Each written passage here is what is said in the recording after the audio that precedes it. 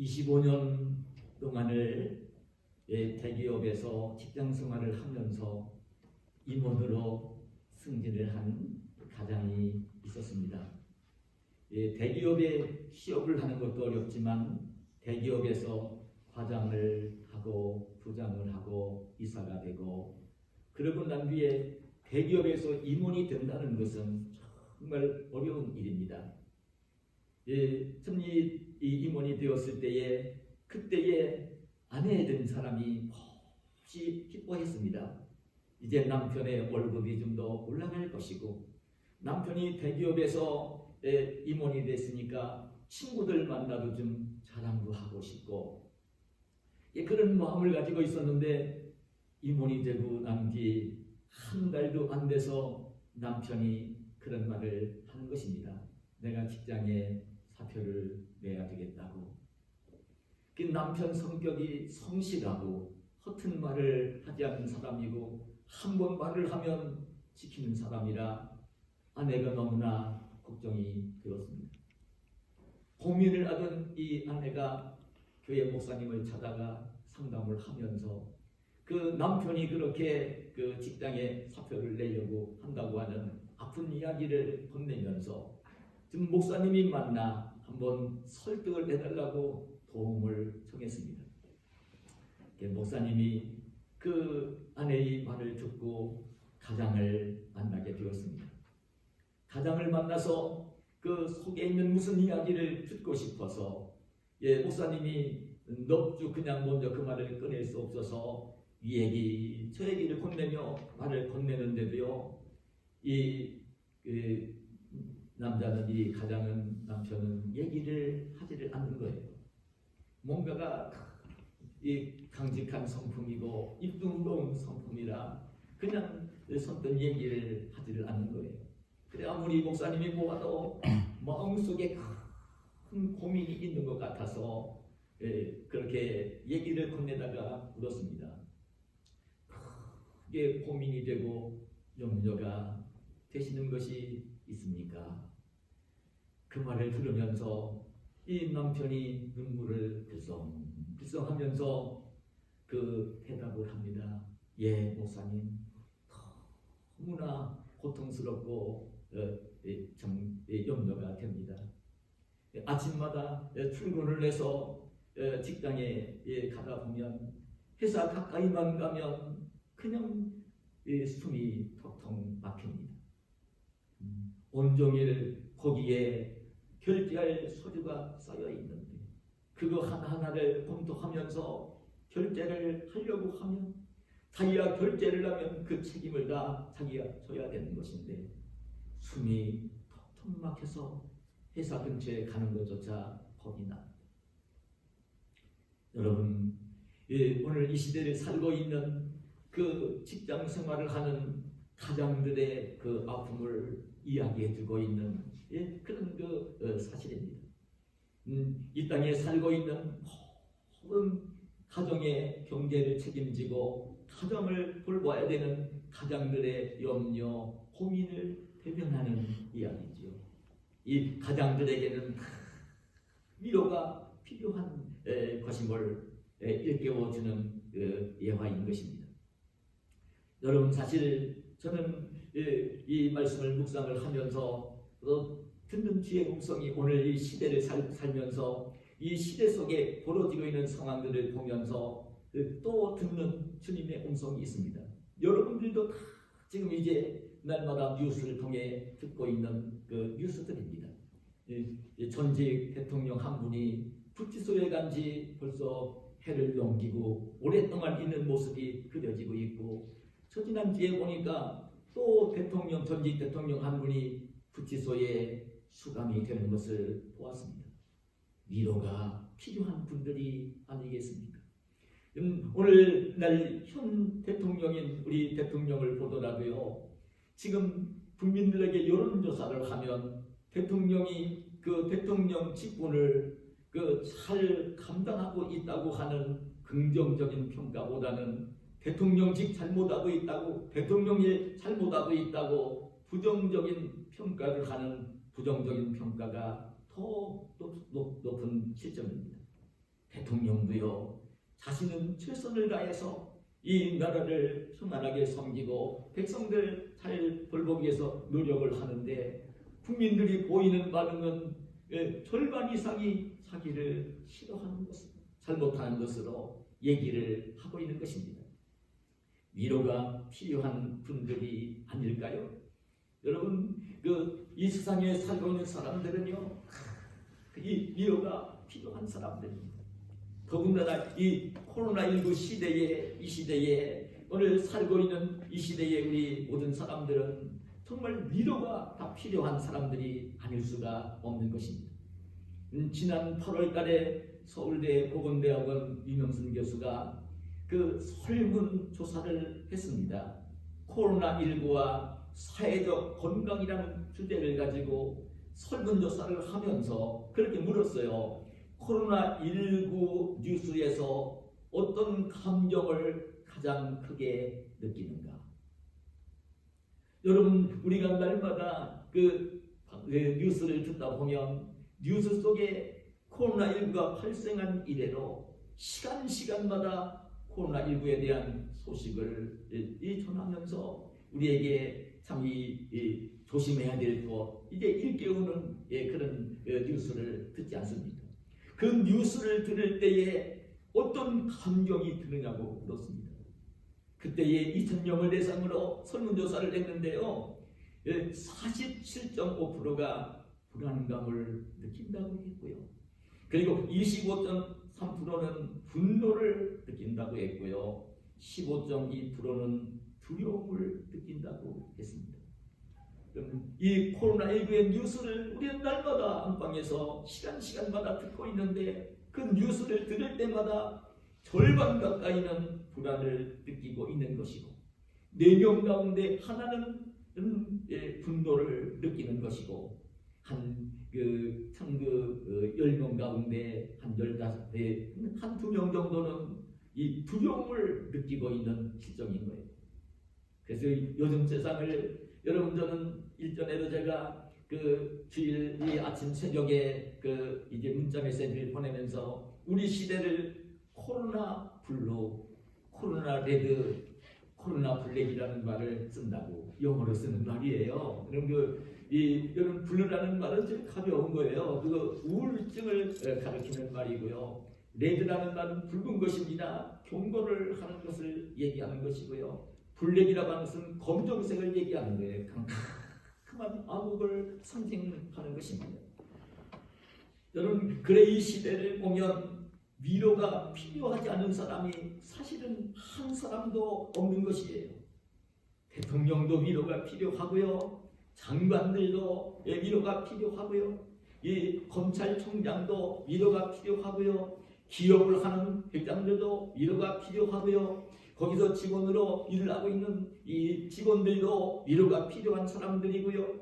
가정 속에서 남편도 위로가 필요하고, 아내도 위로가 필요하고, 어른도 위로가 필요하고, 어린 아이들도 위로가 필요한 사람들입니다. 저는 이 시대의 세상을 살면서 위로가 필요하지 않은 사람은 단 한 사람도 없다는 것입니다. 그 위로가 필요한 사람들인 것입니다. 근데 이렇게 위로가 누구에게나 필요한데, 그 누가 위로를 줄 수 있습니까? 이렇게 저에게도 위로가 필요하고, 옆에 있는 사람에게도 다 위로가 필요하고, 목사에게도 위로가 필요하고, 집에 있는 가장에게도 위로가 필요하고, 아내에게도 위로가 필요하고, 부모에게도 위로가 필요하고, 아이들에게도 위로가 필요한데, 이 위로를 누가 줄 수 있습니까? 여러분들은 이 위로를 생각하면 떠오르는 사람, 떠오르는 사건이 있습니다. 지금부터 9년 전쯤으로 여겨집니다. 2011년 10월달, 여러분들도 아마 알고 있을 것입니다. 그 당시에 행복 전도사로 이제 사람들에게 참 이렇게 특강을 하면서 아주 행복 전도사로 이름을 날리고 있었던 최윤희 씨가 있습니다. 기억날 것입니다. KBS 명사 특강 그리고 이제 그 SBS 특별 강사로 그 이제 매스컴에 나와서도 그 얼마나 그 힘있게 긍정적인 생각을 하자, 희망을 가지고 살자, 긍정적인 메시지를 전하면서 이 행복을 전하는, 행복 바이러스를 전하는 행복 전도사로 별명이 붙은 사람 아닙니까?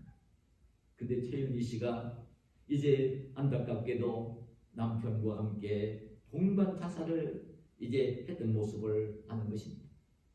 동반 자살을 하면서 최윤희 씨가 마지막으로 그 남긴 그 유언이 있었는데요. 이런 얘기를 유서를 남겼습니다. 저는 행복하게 살았습니다. 작은 일에도 감사하고 열심히 최선을 다해서 살았죠. 그런데 2년 전부터 여기저기 몸에서 경보가 울렸습니다. 능력에 비해서 너무 많은 일을 하다 보니 배터리가 방전이 된 거라고 합니다. 2년 동안 병원에 입원과 퇴원을 반복하며 너무 지쳤지요. 그래도 감사하고 희망을 붙잡으려고 노력했습니다. 그런데 입원해서 링거를 주렁주렁 매달고 이 고통 속에 살고 싶지는 않습니다. 저는 통증이 너무 심해 견딜 수가 없고 남편은 그런 저를 혼자 보낼 수가 없고 그래서 동반 떠남을 하게 되었습니다.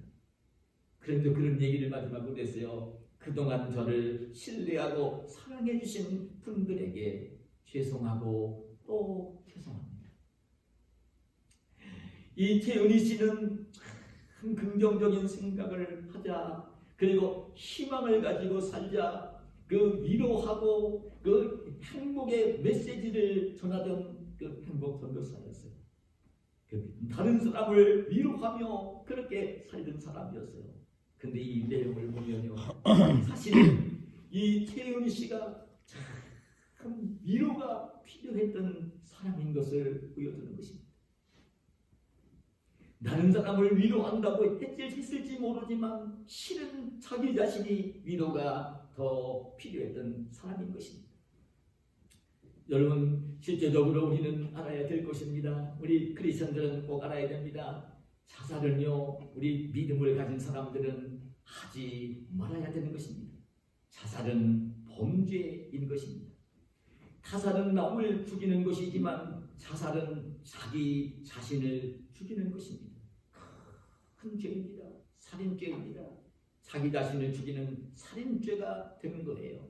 그리스도인은 아무리 고통스러워도 힘들어도 자살을 하지 말아야 됩니다. 여러분, 모든 죄는 다 용서받을 수 있습니다. 여러분 아실 겁니다. 다 용서받을 수 있습니다. 그러나 회개하지 않은 죄는 용서를 받을 수가 없는 거예요. 자살을 하면 자기 자신이 죽어가면서 자기를 죽이는 죄를 짓는 거니까 회개를 못하니까 여러분 아셔야 될 것입니다. 자살을 하는 사람은 천국을 못 갑니다. 그럴 때 자살을 해서는 안 되는 것입니다. 그렇다면 여러분, 우리가 만나는 이 고통 가운데서 누가 우리를 건져주시고 누가 우리를 정말 위로해 줄 수가 있을까요? 지금 우리가 인생을 살면서 그 만나는 어떤 어려움이 있을 때, 환난이 있을 때에 그 때문에 불안해하고 고통스러워하고 슬퍼하고 그 괴로워하는 그 어려움을 만났을 때에 누가 우리에게 위로를 줄 수 있습니다. 오늘 본문 그 3절 이하에 이렇게 말씀합니다. 찬송하리로다. 그는 하나님은 우리 주 예수 그리스도의 하나님이시요 자비의 아버지시요 모든 위로의 하나님이시며 우리의 모든 환난 중에서 우리를 위로하사. 무슨 말씀입니까? 하나님은 모든 위로의 하나님이 되신다고 말씀을 하십니다. 우리가 만나는 모든 환난 중에서 우리가 어떤 환난을 만나든지 이런저런 환난을 만나겠지만 그 모든 환난 중에서 우리를 위로해 주시는 분이시다. 이런 말씀을 하시는 것입니다.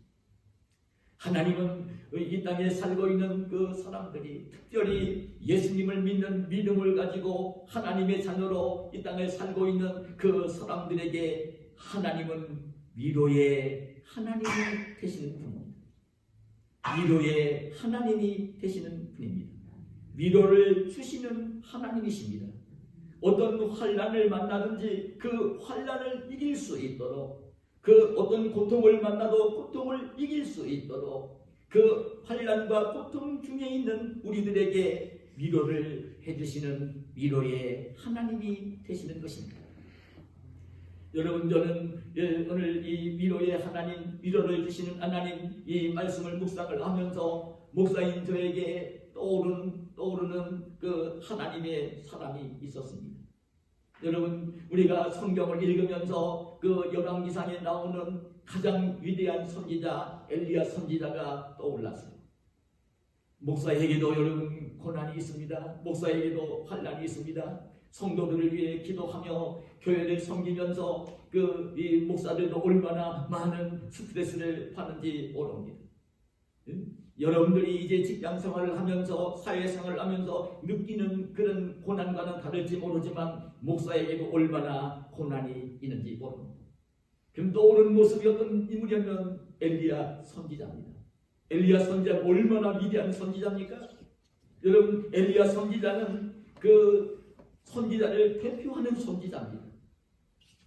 그 우상 숭배가 가장 극심하던 아하왕 이세벨 왕비 시대에 그때에 이제 하나님의 부름을 받아 선지자의 사명을 감당을 했던 인물입니다. 하나님께서 이 엘리야 선지자를 죽지 않고 하늘나라로 그냥 해바람으로 불러가신 선지자입니다. 신약에 보면 예수님이 조나선성에 올라 이제 그 대화를 나누신 대상이 바로 이 엘리야와 모세입니다. 선지자를 대표하는 위대한 선지자입니다. 위대한 하나님의 사람입니다. 그래, 그분이 한 이 엘리야 선지자가 한 사역을 보면 얼마나 위대했는지 모릅니다. 그 아하왕, 이 북왕국 이스라엘 나라의 7번째 왕이었던 아하왕의 아내 이세벨이 북쪽에 있는 시돈 나라 그 공주였던 이세벨을 이 왕비로 맞으면서 그 시돈 나라에서 섬기는 바알과 아세라 우상을 섬기고요. 그래서 이제 그 나라 전체가 바알, 아세라 우상을 섬기는 그런 나라가 되고 말았잖아요. 그냥 그 구석구석의 나라 구석구석에 바알과 바알을 섬기는 제단을 쌓아놓고 아세라 우상을 세워놓고 그 백성들로 섬기게 했던 시대입니다. 오히려 여호와 하나님을 섬기는 종들을 잡아다가 죽이는 일을 했던 시대입니다. 그때에 하나님께 부름받은 선지자가 엘리야 선지자입니다.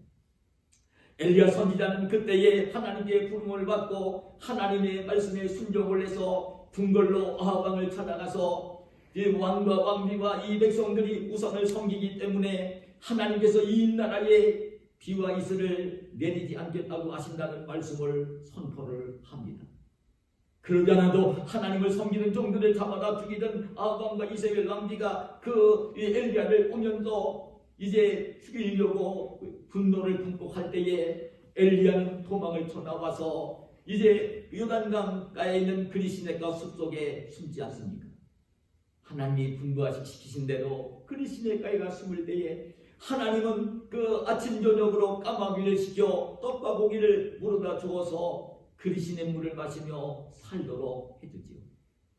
이제 비가 오지 않아 가뭄이 들으니까 시냇물이 말라갈 때에 마실 물이 없어질 때에 하나님은 엘리야에게 오히려 이스라엘 땅을 떠나 북쪽에 이세벨 왕비의 친정나라인 시돈 땅으로 가서 사르밧으로 가면 거기 과부를 만나게 될 것인데 그 과부의 집에서 생활을 하라고 그 분부를 하지 않습니까? 이 엘리야는 하나님 말씀에 다시 순종을 해서 그 원수의 나라, 어쩌면 우상의 나라로 이제 그 사르밧 동네로 가서 사르밧 과부의 도움을 이제 섬김을 받으면서 이제 3년의 생활을 보내게 되지요. 하나님이 다시 엘리야에게 분부를 합니다. 이제는 다시 아하방을 찾아가서 땅에 비를 내리시겠다고 하라는 말씀을 전하라고 하십니다.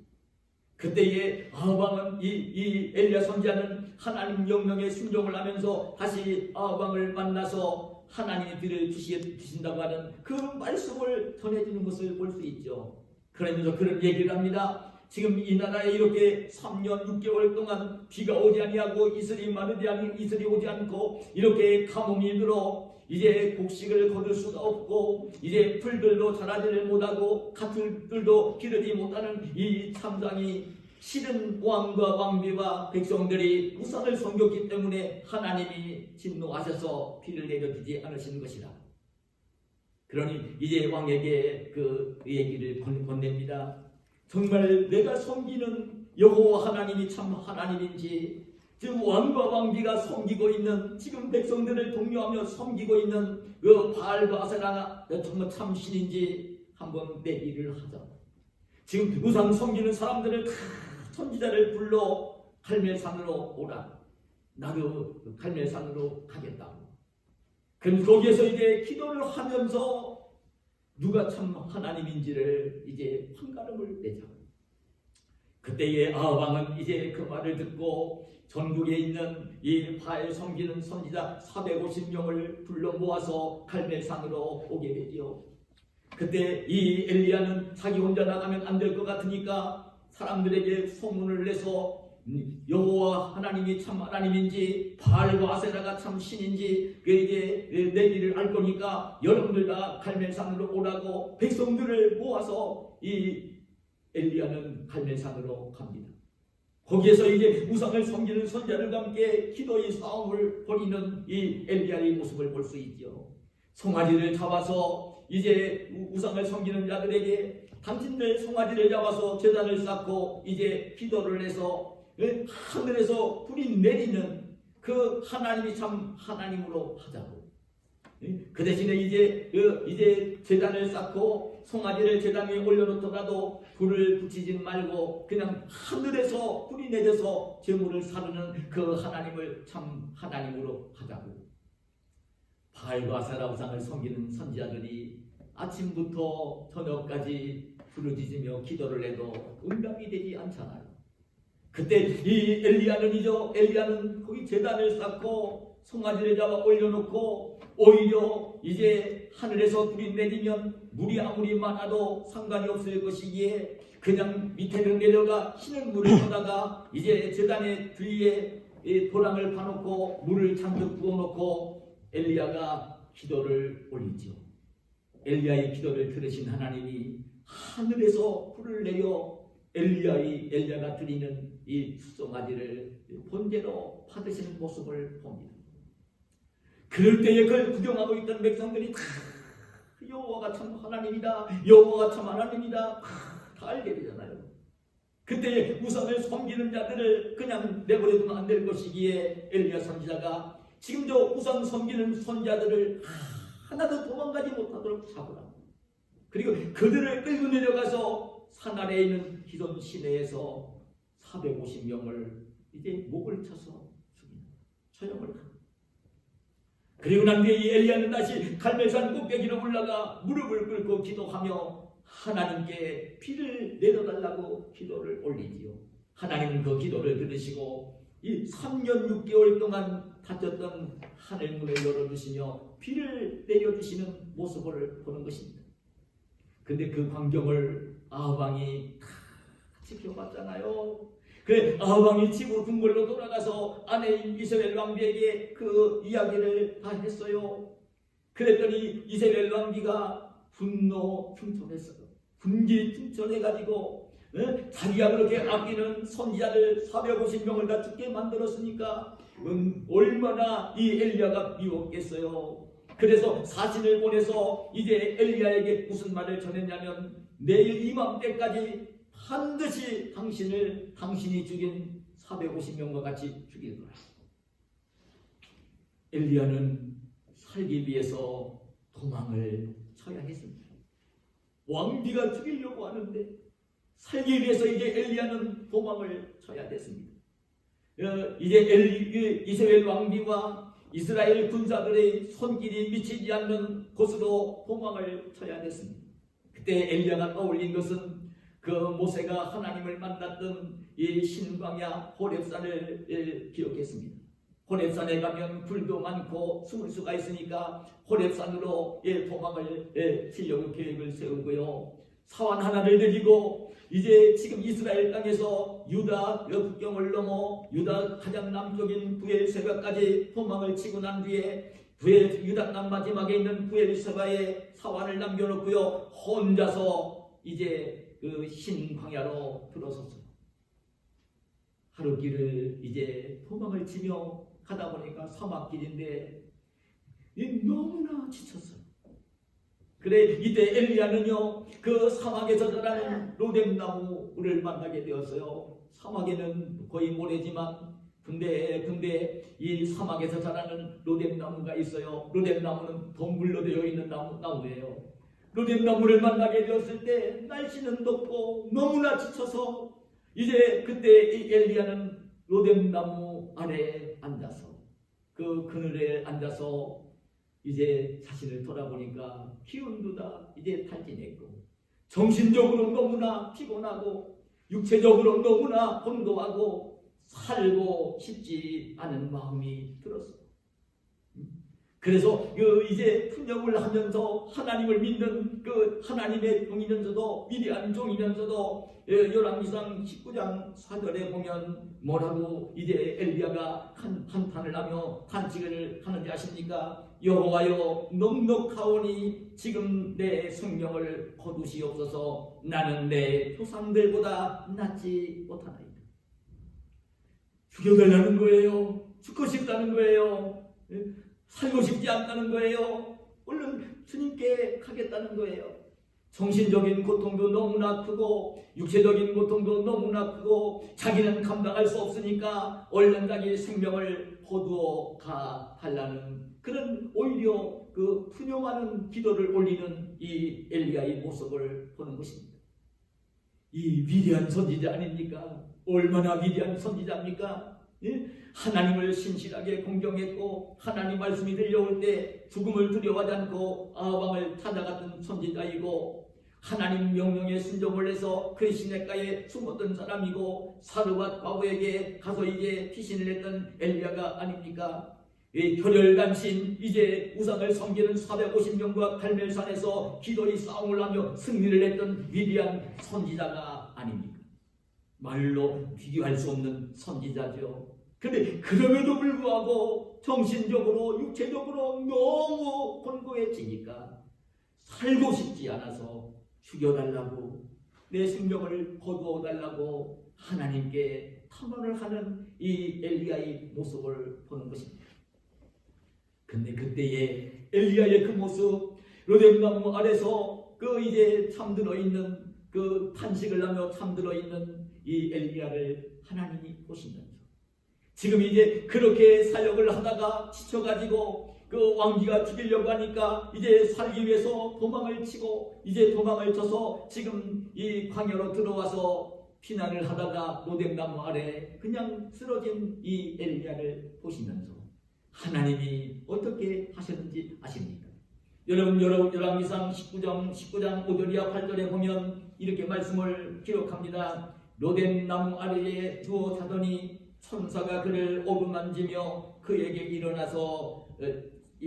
이르되 일어나서 먹으라 하는지라. 본즉 머리맡에 숯불에 구운 떡과 한 병 물이 있더라. 이에 먹고 마시고 다시 누웠더니 여호와의 천사가 또 다시 와서 오르만지며 이르되 일어나 먹으라. 내가 갈 길을 다 가지 못할까 하노라 하는지라. 이에 일어나 먹고 마시고 그 음식물의 힘을 의지하여 40주 40야를 가서 하나님의 산 호렙에 이릅니다. 그냥 정신적으로 육체적으로 그냥 탈진을 해서 번아웃이 되어서 쓰러진 이 엘리야를 보시면서 하나님께서는요 책망하시고 나무라시고 하질 않으셨어요.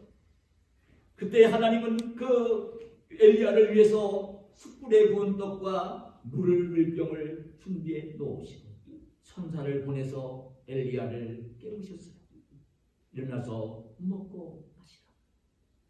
그 한 번 먹고 마신 걸 가지고는 이미 탈진이 됐기 때문에 안 되니까 또 누워 자는 엘리야를 다시 깨우시면서 일어나서 먹고 마시라. 근데 엘리야는 그 새 힘을 얻어서 목적했던 호렙산으로 이제 40주 40야를 걸어서 이제 피신을 하는 모습을 보여줍니다. 하나님께서 이 엘리야를 위로해 주셨던 것입니다. 엘리야가 잘못한 일 잘하다가도 힘들고 어려울 때 낙심이 돼서 절망이 돼서 죽고 싶어하는 이 엘리야를 책망하시면서 나무라신 게 아니라 그때 하나님은 오히려 엘리야를 위로하시며 일으켜 세워주시는 모습을 보는 것입니다. 여러분, 성경에 보면 우리 예수님도 얼마나 위로를 잘하시는 주님이신지 모릅니다. 우리가 잘 알고 있는 내용이지만 요한복음 8장에 보면 예수님이 성전에서 몰려오는 백성들에게 하나님의 말씀을 가르치고 계실 때에 그때 예수님을 싫어하고 미워하는 서기관 바리새인들이 이제 그 현장에서 간음을 하다가 행음을 하다가 붙잡은 여자를 끌고 와서 예수님 앞에 세워놓고 시험을 하지 않습니까? 우리가 이 여자를, 간음하는 여자를 현장에서 붙잡아가지고 왔습니다. 성경에는 모세는 이런 여자를, 이런 간음한 자를 돌로 쳐 죽이라고 했는데 예수 선생 당신은 어떻게 말을 할 겁니까? 그때 예수님은요 어떻게 하셨습니까? 이제 서기관 바리새인들이 이제 그렇게 요구를 할 때에 그 당시의 율법으로, 그 당시 사회법으로 그런 여자는 돌로 쳐 죽이고 있었습니다. 돌로 맞아 죽어야 되는 여자인 것입니다.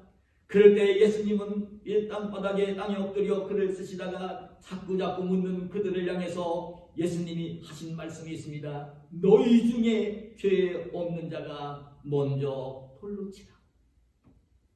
그때 그 말을 들은 이 무리들이, 그때는 이제 이 여인을 잡아온 무리들은 손에 돌을 들고 있었고 예수님의 입에서 어떤 말이 떨어지는가를 보고 있다가 돌로 칠 기세를 가지고 증오하는 눈으로, 미워하는 눈으로 그 죄인을 보면서 그 바라보는 이 사람들이 양심의 가책을 받으면서 자기도 죄가 있으니까요 돌을 내려놓고 떠나가지 않습니다. 다 떠나가는 것을 확인한 예수님이 여인에게 묻습니다. 지금 너를 존귀하던 자가 있느냐고, 내가 죄가 있다고 책망을 하며 무시하며 죽이려고 좀 돌을 들고 왔던 사람들이 있느냐고 물을 때에 여자가 없다고 얘기를 하죠. 그때 예수님이 이 여인을 향해서 뭐라고 합니까? 그때 예수님이 여인을 향해서 책망을 합니까? 왜 하나님이 그렇게 싫어하시는 행음을 했느냐고, 간음을 행했느냐고, 그런 듯 하면 안 되지 않느냐고 막 책망을 하셨습니까? 예수님 그렇게 하지 않으셨습니다. 이미 그 여인은 자기가 잘못한 것을 알고 있습니다. 간음한 것은 돌마다 죽을 죄를 지은 것을 알고 있습니다. 뼈저리게 느끼며 회개하며 자기를 돌아보며 이제 죄를 짓지 말아야 되겠다는 마음으로 회개하는 마음을 가지고 지금 있는 여자입니다. 그 여인을 바라보면서 예수님이 하시는 말씀이 있습니다. 나도 너를 정죄하지 아니하노니 가서 다시는 죄를 범하지 말라. 나는 너를 정죄하지 않는다. 나는 너를 죄가 있다고 이야기하지 않는다. 나는 너를 책망하지 않는다. 그러니 이제 가서는 다시는 죄를 범하지 말라. 따뜻한 마음으로 위로하고 격려하고 넘어진 이 여인을 세워주고 있는 그런 모습을 보는 것입니다. 여러분, 그렇습니다. 이 세상에 사는 사람들은 누구나 다 위로가 필요한 사람들입니다. 여러분, 엘리야 선지자도 위로가 필요한 사람입니다. 여러분, 왕도 위로가 필요한 사람입니다. 여러분, 대통령도 위로가 필요한 사람입니다. 요즘 부동산법으로 인해서 얼마나 지금 이제 난립니까? 그걸 이제 책임지고 있는 이제 기재부 장관이나 국토부 장관은요 얼마나 위로가 필요한 사람들인지 모릅니다. 위로가 필요합니다. 목사도 위로가 필요하고 누구나 다 위로가 필요한 것입니다. 그런데 이 모든 어려움 속에 있을 때에 이 모든 어려움을 이길 수 있도록 위로를 해주시는 분이 계신데 그분은 오직 우리 하나님 아버지이신 것입니다. 하나님은 위로해 주십니다. 위로의 하나님이십니다.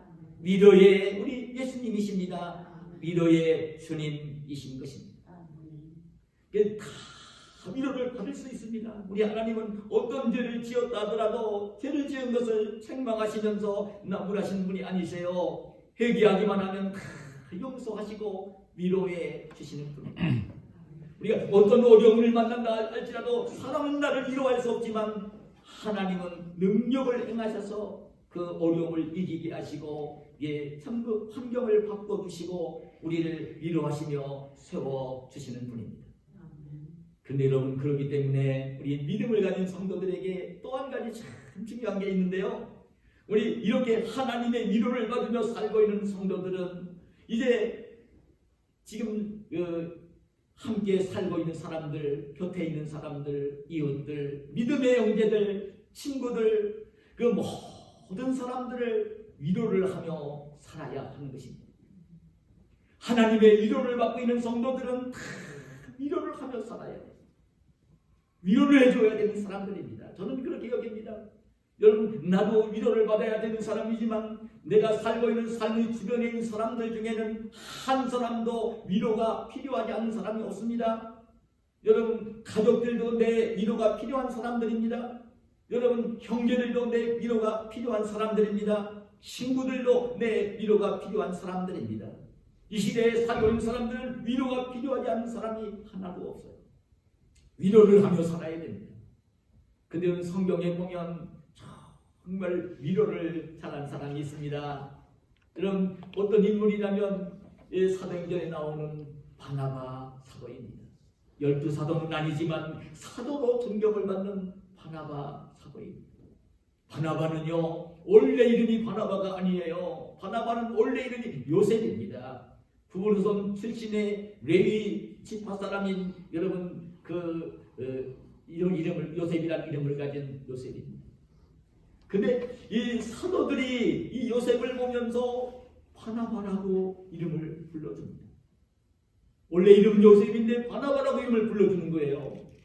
사도들이 붙여준 이름입니다. 바나바는요. 근데 바나바라는 뜻이 무슨 뜻이냐면 위로의 아들이라는 뜻입니다. 위로의 아들, 그는 아들입니다. 바나바, 위로의 아들이라는 뜻입니다.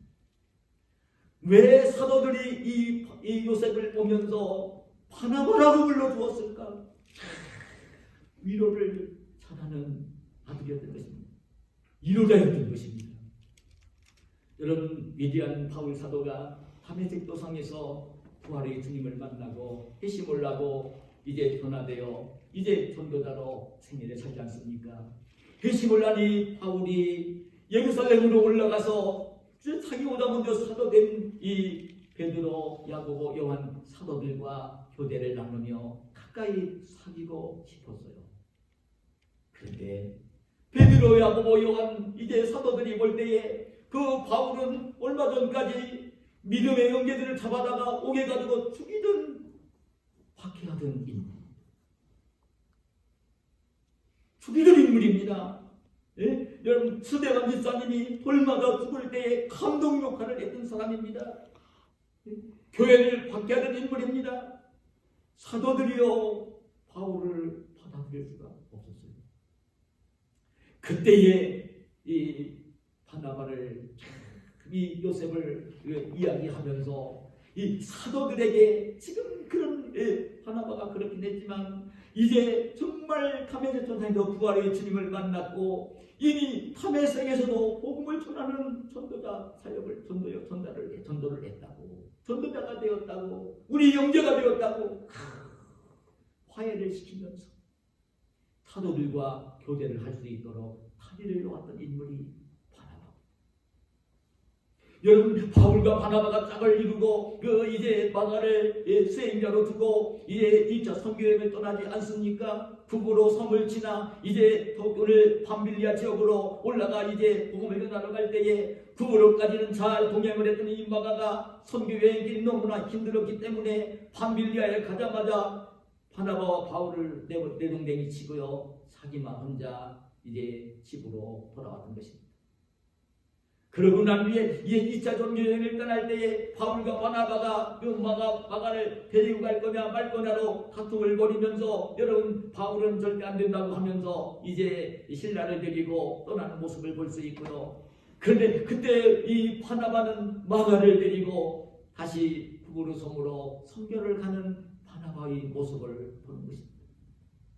근데 이 마가도 그렇게 실수한 적이 있었지만 이 마가가 회심을 하고 난 뒤에 얼마나 위대한 초대교회의 인물이 되었습니까?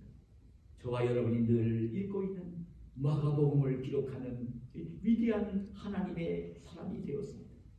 바울도 처음에는 그렇게 이제 돌아간 게 싫어서 멀리 하려고 했었지만 순교의 날을 이 목전에 두고 마지막에는요 그 디모데에게 편지를 쓰면서 뭐라고 했는지 아십니까? 야 디모데야, 내가 올 때에 마가를 좀 데리고 오라. 마가를 데리고 오라. 마가를 보고 싶어. 회심하고 위대한 하나님의 사람으로 거듭나게 마가를 만들었던 인물도 바나바인 것입니다. 위로를 잘하는 바나바였던 것이죠. 하나님의 위로를 받으며 살고 있는 우리 하나님의 자녀들은요 위로를 하는 사람이 되어야 하는 것입니다. 위로자가 되어야 하는 것입니다. 여러분 힘들고 어려운 일을 만나 고난 중에 있는 그 형제나 이웃을 만날 때에 무엇인가 죄를 짓고 넘어져서 헐떡거리고 있을 때에 무엇인가 실수하고 넘어져서 실족했을 때에 그런 이웃들을 만나고 그런 형제들을 만나면 그 잘못한 것을 지적하며 책망하며 멸시하며 조롱하며 깎아내리는 모습으로 대하려고 하지 말고 그 위로하며 격려하며 거기서 일어날 수 있도록 세워주는 사람이 되어야 하는 것입니다.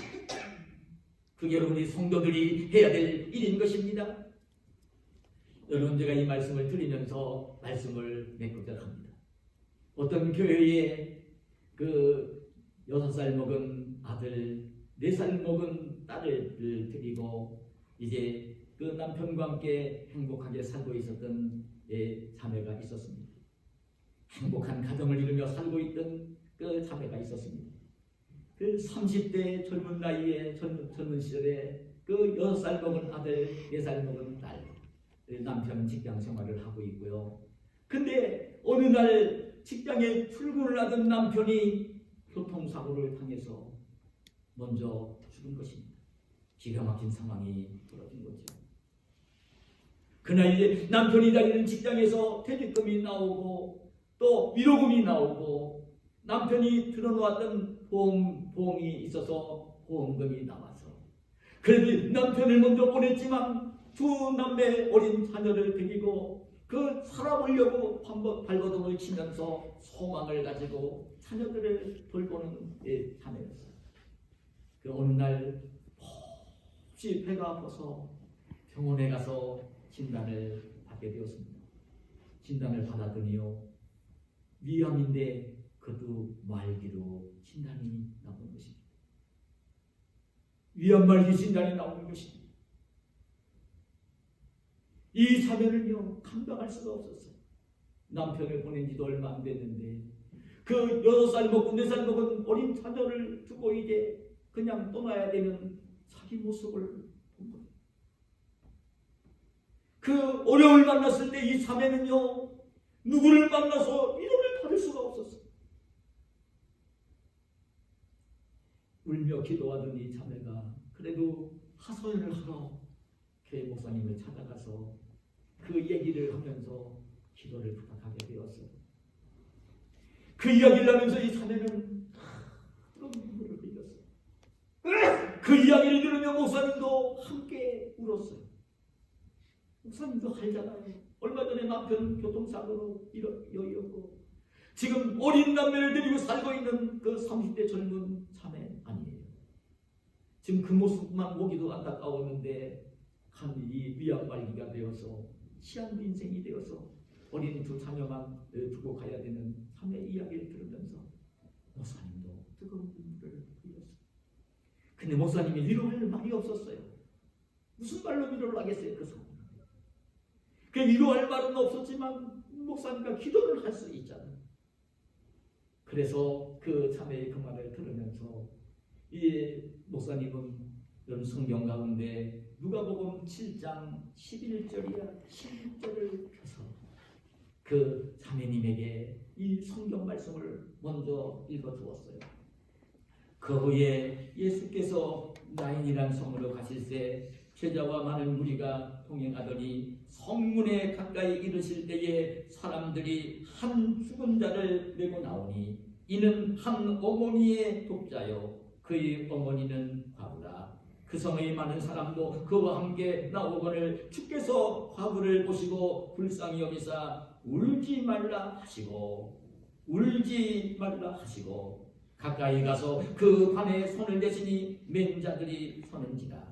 예수께서 이르시되 청년아 내가 네게 말하노니 일어나라 하시매 죽었던 자가 일어나 앉고 말도 하거늘 예수께서 그를 어머니에게 주시니 모든 사람이 두려워하며 하나님께 영광을 돌려 이르되 큰 선지자가 우리 가운데에 일어나셨다 하고 또 하나님께서 자기 백성을 돌보셨다 하더라.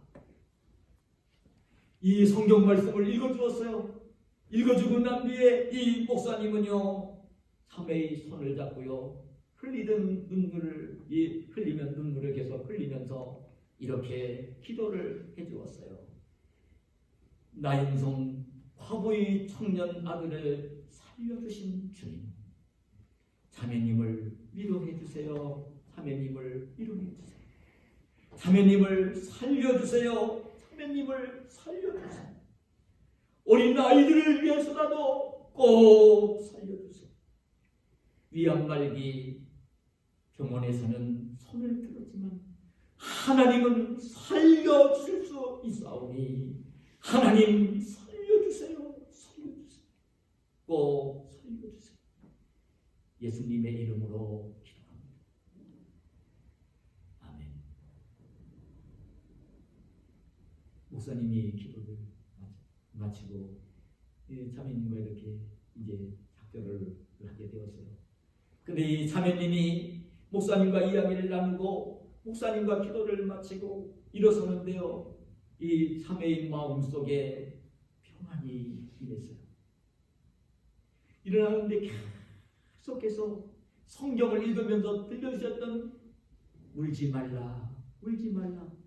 예수님이 그 울고 있는 나인성 과부를 향해서 죽은 독자 아들 때문에 장례를 치르러 나가다가 장례를 치르러 치르면서 울고 있는 이 나인성 과부를 향해 울지 말라 하신 이 말씀이 이 자매님 마음속에 울지 말라, 울지 말라, 울지 말라, 울지 말라 끊임없이 들려오는 거예요. 그러면서 마음속에 정말 평안이 오면서 예수님께서 자기를 살리신다는 마음이 드는 거예요. 그러고 난 뒤에 정말 기적이 일어났어요. 기적이 일어났어요. 그 위암말기 빨개졌던 이 암덩어리가 다 녹아내리고 건강이 회복되었던 것입니다. 여러분 말씀을 맺습니다.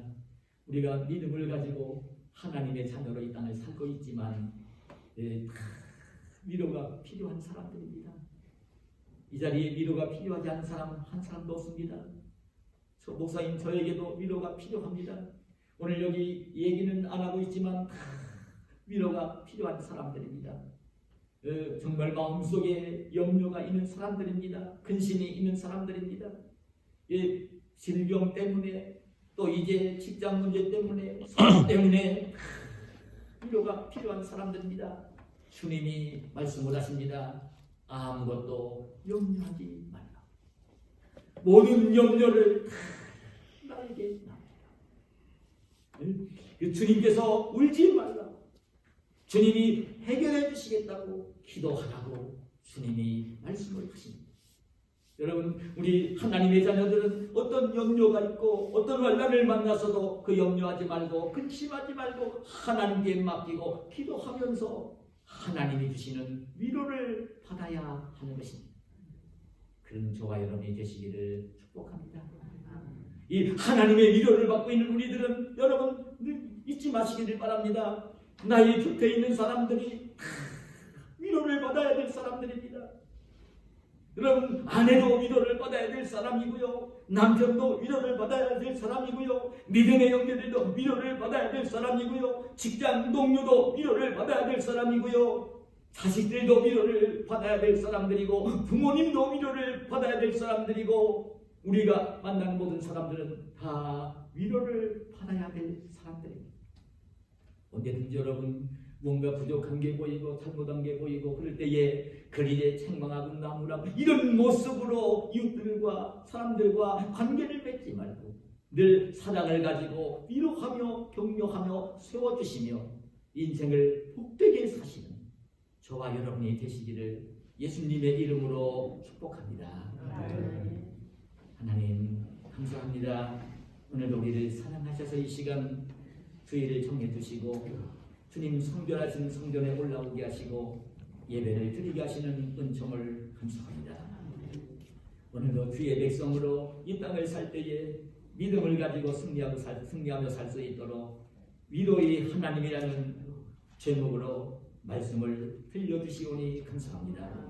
우리가 세상을 살면서 염려와 근심, 세상 고통을 환난을 만날 때가 많이 있지만 염려하지 말고 근심하지 말고 하나님께 맡기고 기도하면서 하나님이 주시는 위로를 받으며 평안을 누리며 은혜를 누리며 사는 저희들이 되게 하여 주시옵소서.